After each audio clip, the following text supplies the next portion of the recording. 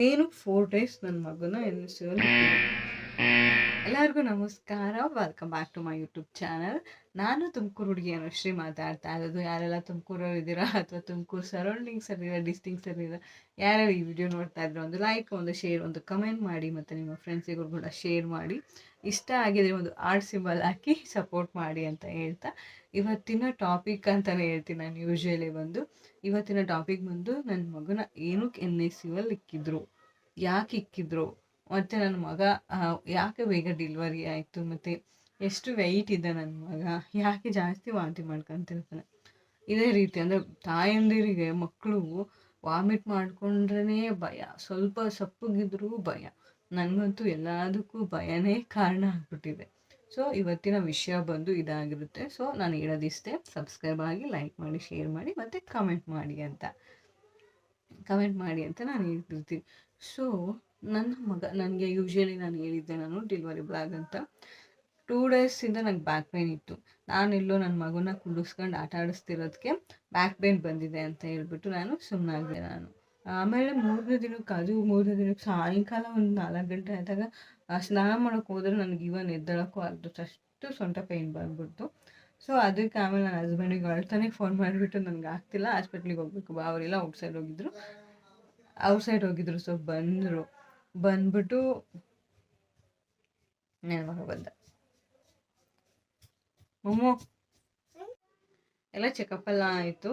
Checkup ಎಲ್ಲ ಆದಮೇಲೆ ನಮ್ಮಮ್ಮವ್ರು 10 ಗಂಟೆ ಊಟ ಮಾಡ್ತಾಯಿದ್ರು. ಅದೆಷ್ಟು ಬೇಗ ಎಲ್ಲ ರೆಡಿ ಮಾಡಿಬಿಟ್ಟು, ಇಲ್ಲ ಹೊಟ್ಟೆ ಮಗು ಕೆಳಗಡೆ ಬಂದುಬಿಟ್ಟಿದೆ, ತಲೆ ಡೌನ್ ಮಾಡಿಬಿಟ್ಟಿದೆ, ಸೊ ಆಪ್ರೇಷನ್ ಮಾಡಲೇಬೇಕು ಅಂತ ಹೇಳ್ಬಿಟ್ಟು ನಮ್ಮ ಮನೆಯವರಿಂದ ಬಂದೇ ಇರಲಿಲ್ಲ. ನಮ್ಮ ಯಜಮಾನ್ರು ಹೇಳಬೇಕು ಅಂದರೆ ನಮ್ಮಮ್ಮನ ಹತ್ರನೇ ಸೈನ್ ಹಾಕು. ನಮ್ಮಮ್ಮ ಹಂಗೂ ಕೇಳಿದ್ರು, ಅವ್ರ ಯಜಮಾನ್ರು ಬರೋವ್ರಿಗೂ ಕಾಯ್ಬೇಕಲ್ಲ, ಎಷ್ಟು ಸತಿ ಹೇಳ್ಬೇಕಮ್ಮ ನಿಮಗೆ ಅಂತ ಹೇಳ್ಬಿಟ್ಟು ನಮ್ಮಮ್ಮನ ಮೇಲೆ ರೋಪ ಹಾಕ್ಬಿಟ್ಟು ಸೈನ್ ಹಾಕಿಸ್ಕೊಂಡ್ಬಿಟ್ರು. ಈ ಹಾಸ್ಪಿಟ್ಲಲ್ಲಿ ಕೆಲವೊಬ್ರು ನರ್ಸ್ಗಳು ಹಂಗೆ ಗಾಡ್ತಿರ್ತಾರೆ. ಸೊ ಇನ್ನೊಂದು ಅವತ್ತು ಬುಧವಾರ, ನೆಕ್ಸ್ಟ್ ಡೇ ಗುರುವಾರ ಇತ್ತು, ಗುರುಪೌರ್ಣಮಿ ಬರ್ತೈತೆ. ಅವತ್ತು ಒಳ್ಳೆ ದಿನ. ನನ್ನ ಫಸ್ಟ್ನೇ ಮಗುಗೆ ಏನು ಮಾಡಿಸಿದ್ದು ಅಂದರೆ ಕೇಳಿಬಿಟ್ಟು ಆಮೇಲೆ ಸಿಸರಿನ್ ಮಾಡಿಸಿದ್ದು. ನನ್ನ 2ನೇ ಮಗುಗೆ ಇನ್ನೂ ಒಂದು 15 ನಿಮಿಷ ಬಿಟ್ಟಿದ್ದು, ಟೈಮ್ ಚೆನ್ನಾಗಿತ್ತು ಅಂತ, ಯಾಕಂದರೆ ಗುರುಪೌರ್ಣಮಿ ದಿನ ಇದ್ದಿದ್ದರಿಂದ. ಬಟ್ ಅವರು ಇನ್ನು 11:37ಕ್ಕೆ ಕೊಯ್ದುಬಿಟ್ರು. ನನ್ನ ಹಸ್ಬೆಂಡು ಕೂಡ ನನ್ನ ಎಲ್ಲ ವಾಶ್ ಎಲ್ಲ ಮಾಡಿ ಹೊಟ್ಟೆ ಎಲ್ಲ ತೊಳೆದ್ಮೇಲೆ ಒಳಗಡೆ ವಾಶ್ರೂಮ್ಗೆ ಹೋಗಿ ಬಂದಮೇಲೆ ನನ್ನ ಹಸ್ಬೆಂಡ್ನ ನೋಡಿದಷ್ಟೇ ನಾನು.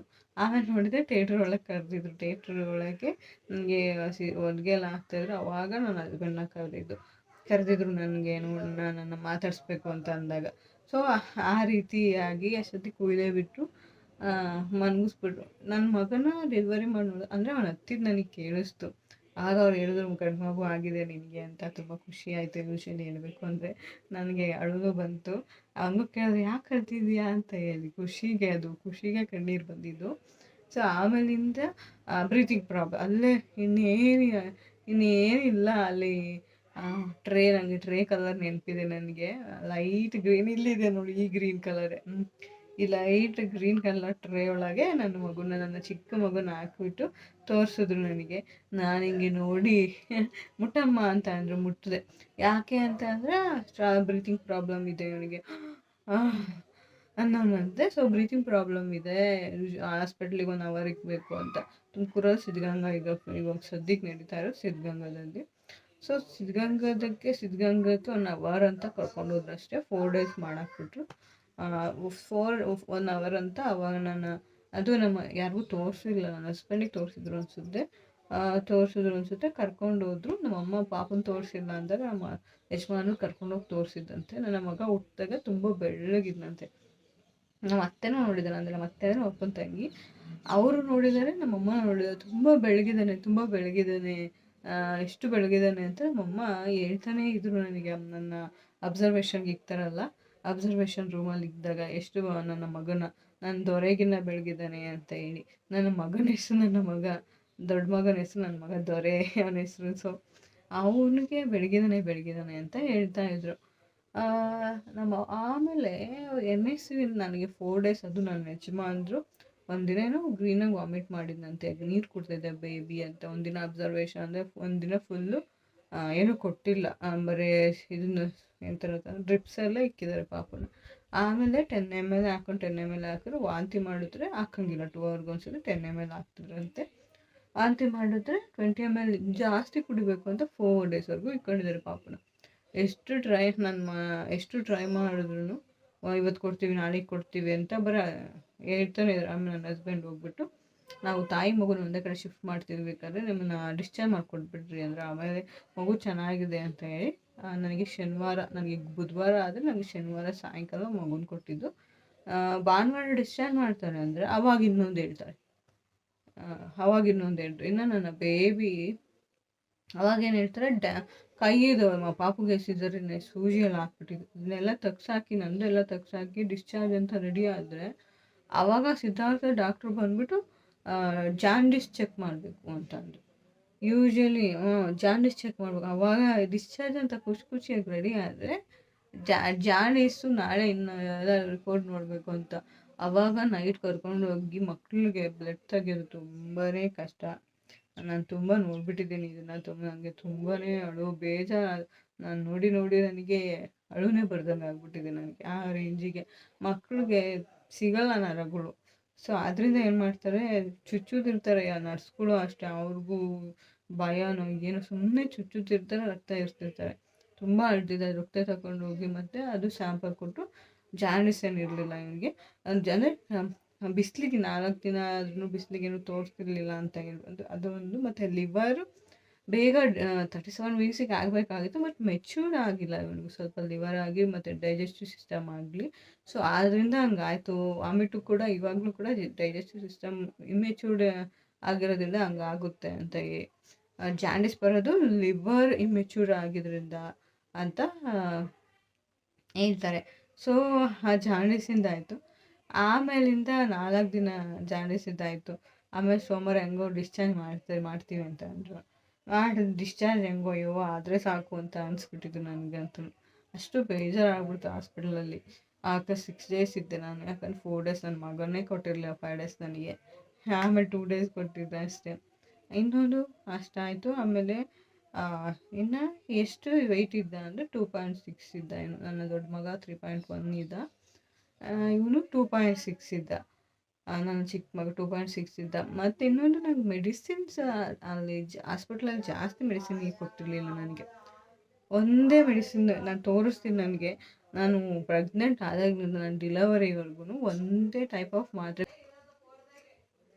ನೋಡ್ಬೋದು. ಇದು ವಿಟಮಿನ್ ಕ್ಯಾಲ್ಶಿಯಮ್, ಇದು ಕ್ಯಾಲ್ಶಿಯಮ್ ಆ್ಯಂಡ್ ವಿಟಮಿನ್ 3 ಟ್ಯಾಬ್ಲೆಟ್ಸು, ಮತ್ತು ಇದೊಂದು ಝೆಡ್ ಐರನ್. ಈ 2 ಮಾತ್ರೆ ನನ್ನ ಡಿಲವರಿಯಿಂದ. ಕುತ್ಕೊಬರ್, ಸುಮ್ಮನೆ ಬರ್.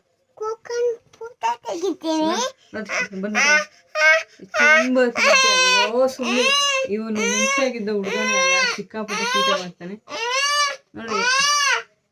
ಮೂಗ ನನ್ನ ಮಗ ಮೂಗ. ಇವೆರಡೇ ಮಾತ್ರ ನಾನು ಬಿಟ್ಟು ಎಷ್ಟು ಆಟ ಗೊತ್ತಾ. ನಾನಿಲ್ಲ ಅಂತ ಸಿಕ್ಕಾಪಟ್ಟೆ ಚೇಂಜ್ ಆಗ್ಬಿಟ್ಟಿದ್ದೆ ನಾನು. ಮಾತ್ರ ನಾನು ಇವಾಗಲೂ ಕೂಡ ನಾನು 3 months ತಗೋಬೇಕು ಅಂತ ಹೇಳಿದ್ದಾರೆ. ಸೊ ಇವೆರಡು ಮಾತ್ರ ಮತ್ತೆ ಒಂದು ನೀರ್ಗೆ ಹಾಕೊಂಡು ಕುಡಿಯೋದು ಬಿಟ್ಟರೆ ಏನು ಕೂಡ ನನಗೆ ಹಾಸ್ಪಿಟಲ್ ಕೊಟ್ಟು ನಾವು ಕೇಳಿದ್ವಿ. ಯಾಕಂದರೆ ಪ್ರೀವಿಯಸ್ಸಲ್ಲಿ ಬರ್ತಾಗಿರೋವೆಲ್ಲ ಪ್ರೀ ಮೆಚ್ಯೂರ್ಡ್ ಬೇಬಿ ಮತ್ತು ವೆಯ್ಟ್ ಕಡಿಮೆ ಇದ್ದಿದ್ದ ಕಾರಣ ನಾನು ನಮ್ಮ ಅತ್ತೆ ಕೇಳು ಅಂತಿದ್ರು. ಸೊ ಕೇಳಿದ್ದೆ. ನನ್ನ ಮಗನ ಕೈಲಿ ಆಗಲ್ಲ,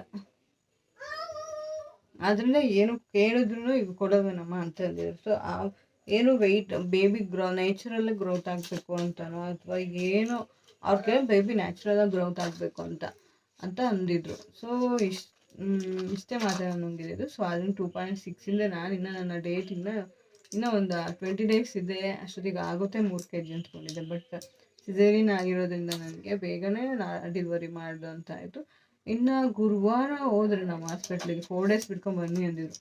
ಗುರುವಾರ ಕ್ಲಿನಿಕ್ಕಿಗೆ ಹೋದರೆ ಚೆಕಪ್ ಮಾಡಿ BCG ಹಾಕ್ಸಿರಲಿಲ್ಲ, BCG ಎಲ್ಲ ಹಾಕಿಸ್ಕೊಂಡು ಬಂದರೆ ಕಿವಿ ಟೆಸ್ಟ್ ಮಾಡಿಸ್ಬೇಕು ಅಂತ ತಿರ್ಗಾ ಹೇಳಿದ್ರು ಪಾಪು. ತಿರ್ಗಾ ಅಲ್ಲಿ ಹೋದ್ರೆ ತಿರ್ಗಾ ಅಲ್ಲಿ 800 ರೂಪಾಯಿ ಸುಮ್ಮನೆ 800 ರೂಪಾಯಿ ದಂಡ. ಅಲ್ಲಿ ಹಿಂಗೆ ತೆಗೆದ್ರು ನಾರ್ಮಲ್ ಇದೆ, ಪಾಸ್ ಆಗಿದೆ. ಸೋಮವಾರ ಕಲೆಕ್ಟ್ ಮಾಡ್ತೀವಿ ರಿಪೋರ್ಟ್ ಅಂದರೆ. ಸೊ ಈ ರೀತಿಯಾಗಿ ಈಗ ಹುಟ್ಟೋ ಮಕ್ಕಳಿಗೆ ಅವ್ರು ಚೆನ್ನಾಗಿರ್ತಾವ ಬಿಡ್ತಾವ ನಮ್ಗೇನು ಗೊತ್ತಿರ್ತೈತೆ, ಅವಾಗೇನು ಇರಲಿಲ್ಲ. ಎಲ್ಲದಕ್ಕೂ ಒಂದೊಂದು ಹೇಳ್ತಾರೆ. ಈ ಚಿಕ್ಕ ಮಗಂಗಂತೂ ಟೆಸ್ಟ್ ಮಾಡಿಸ್ತಿಲ್ಲದಿಲ್ಲ, ಎಲ್ಲ ಟೆಸ್ಟ್ ಮಾಡಿಸ್ತಿದ್ವಿ. ಈವನ್ ಸ್ಕ್ಯಾನಿಂಗಲ್ಲೂ ಕೂಡ ಅಷ್ಟೇ, ನಾವು ಫೀಟಲ್ ಸ್ಕ್ಯಾನಿಂಗ್ ಮಾಡಿಸ್ತಿದ್ದು, ಕಾರ್ಡಿಯಾಟಿಕ್ಕು, ಪ್ರತಿಯೊಂದು ಸ್ಕ್ಯಾನಿಂಗು ಹೊಟ್ಟೆ ಒಳಗಿದ್ದಾಗ ಮಾಡಿಸ್ಬಿಟ್ಟಿದ್ವಿ ನಾವು. ಮತ್ತು ಅದೇನೋ ಡಬಲ್ ಮಾರ್ಕ್ ಟೆಸ್ಟ್ ಅಂತ ಮಾಡ್ತಾರೆ, ತಿರ್ಗದೆ ಡಬಲ್ ಮಾರ್ಕ್ ಏನು ಮತ್ತು ಅಂಗವಿಕಲ ಮಕ್ಕಳು ಹುಡ್ತಾರೆ ಅಂತ ಅದನ್ನು ಟೆಸ್ಟ್ ಮಾಡಿಸಿದ್ದಾಯಿತು. ಪ್ರತಿ ಸತಿ ಹೋಗಿದ್ದು ಯೂರಿನ್ನು, ಬ್ಲಡ್ ಟೆಸ್ಟ್ ಅಂತೆ, ತಿರ್ಗಾ ಅದೇನೋ ಗ್ಲೂಕೋಸ್ ಕುಡಿಯೋದು, OGC ಏನೋ ಅಂತಾರೆ ಅದಂತೆ. ಎಷ್ಟು ಮಾಡಿಸಿದ್ರು ಕೂಡ ಈಗಲೂ ಕೂಡ ತುಂಬ ವಾಂತಿ ಮಾಡ್ತಾನೆ. ಅದು ನಾರ್ಮಲ್ ಅಂತ ಹೇಳ್ತಿರ್ತಾರೆ, ಅದು ಒಂದು ಭಯ ಇದೆ ನನಗೆ. ಸೊ ಅದು ನಾರ್ಮಲ್ ಅಂತ ಹೇಳ್ತಾರೆ. ಫೀಡ್ ಮಾಡ್ತೀನಿ, ಕುಡಿತಾನೆ. ಮನೆ ಕಂಡಿದ್ದಾಗ ಏನು ಜಾಸ್ತಿ ವಾಂತಿ ಮಾಡಲ್ಲ, ಬಟ್ ಎದ್ದಾಗ ಆಟಾಡ್ತಿದ್ದಾಗ ತುಂಬ ವಾಂತಿ ಮಾಡ್ಕೊತಾನೆ. ಬಂದ್ಬಿಟ್ಟ ನನ್ನ ಮಗ, ಕಟ್ಟಾಕ್ಬಿಡ್ತಾನಂತೆ. ಸೊ ಇದು ಇವತ್ತಿನ ಬ್ಲಾಗ್ ಆಗಿತ್ತು. ಯಾರು ನನ್ನ ಚಾನಲ್ ಫಸ್ಟ್ ಟೈಮ್ ನೋಡ್ತಾ ಇದ್ರೆ ದಯವಿಟ್ಟು ಲೈಕ್ ಮಾಡಿ, ಶೇರ್ ಮಾಡಿ, ಕಮೆಂಟ್ ಮಾಡಿ, ಮತ್ತು ಪಕ್ಕದಲ್ಲಿರೋ ಬೆಲ್ ಐಕಾನ್ ಪ್ರೆಸ್ ಮಾಡಿ ಅಂತ ಹೇಳ್ತಾ ಈ ವಿಡಿಯೋಗೆ ಮುಗಿಸ್ತಾ ಇದ್ದೀನಿ. ಸೊ ಇಷ್ಟ ಆಗಿದ್ರೆ ಲೈಕ್ ಮಾಡಿ, ಶೇರ್ ಮಾಡಿ, ಕಮೆಂಟ್ ಮಾಡಿ, ಮತ್ತು ಪಕ್ಕದಲ್ಲಿರೋ ಬೆಲ್ ಐಕಾನ್ ಪ್ರೆಸ್ ಮಾಡಿ ಅಂತ ಹೇಳ್ತಾ ಹ್ಯಾವ್ ಎ ಗುಡ್ ಡೇ.